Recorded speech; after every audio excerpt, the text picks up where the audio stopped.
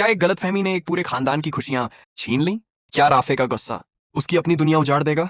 और क्या अरीशा का अपने शौहर का साथ देने के लिए उसके पीछे निकलना उसकी जिंदगी की सबसे बड़ी भूल साबित होगा? आज जो हकीकत सामने आएगी उसे देखकर हर कोई सन्न रह जाएगा। आखिर ऐसा क्या हुआ कि एक खुशहाल घर पल भर में मातम का घर बन गया?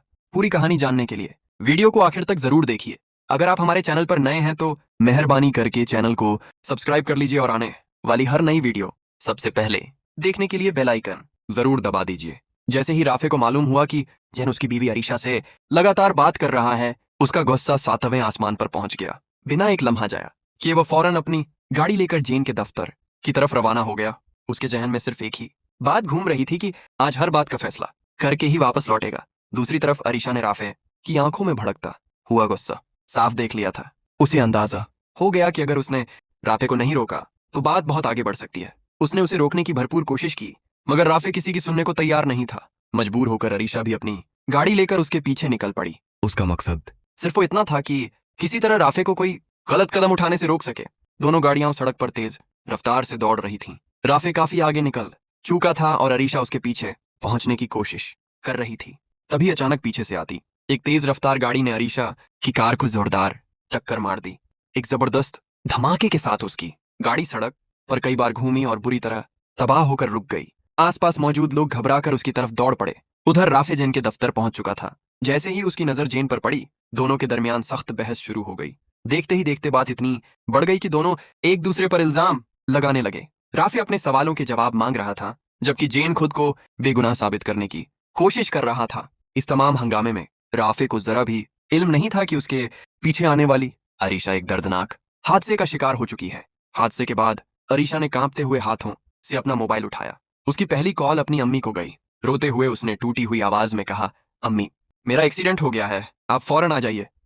इतना कहते ही उसकी आवाज भर्रा गई। उधर घर पर आलिया का दिल भी बेचैन होने लगा। उसने फौरन राफे को फोन मिलाया और घबराई हुई आवाज में कहा, बेटा, जैसे ही तुम घर से निकले थे वैसे ही अरीशा भी तुम्हारे पीछे निकल गई थी। उससे फौरन राब्ता करो, मेरा दिल बहुत घबरा रहा है। यह सुनते ही राफे के पैरों तले जमीन खिसक गई।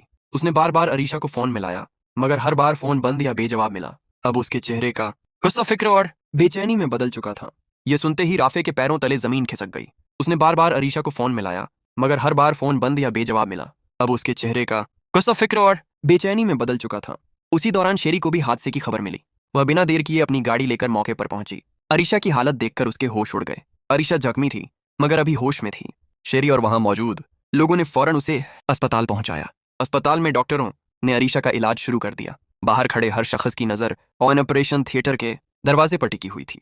कुछ देर बाद डॉक्टर बाहर आए और अफसोसनाक लहजे में बोले, हमें बेहद अफसोस है, हम बच्चे को नहीं बचा सके। अलबत्ता माँ अब खतरे से बाहर है।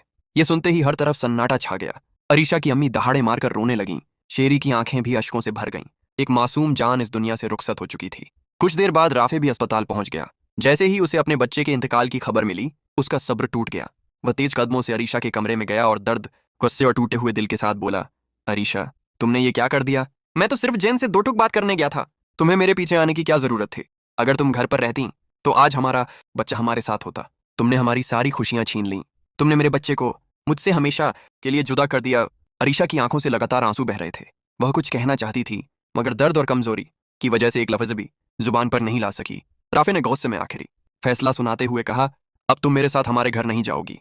तुम अपनी अम्मी के साथ अपने मायके चली जाओ। इस वक्त मैं तुम्हारा चेहरा भी नहीं देख सकता। राफे की ये बातें सुनकर कमरे में मौजूद हर शख्स खामोश रह गया। एक तरफ मासूम बच्चे की जुदाई का गम था, तो दूसरी तरफ एक रिश्ता टूटने की कगार पर खड़ा था। अब देखना यह है कि क्या राफे का यह फैसला हमेशा के लिए इन दोनों को जुदा कर देगा, या फिर कोई ऐसा राज सामने आएगा जो पूरी कहानी का रुख ही बदल देगा।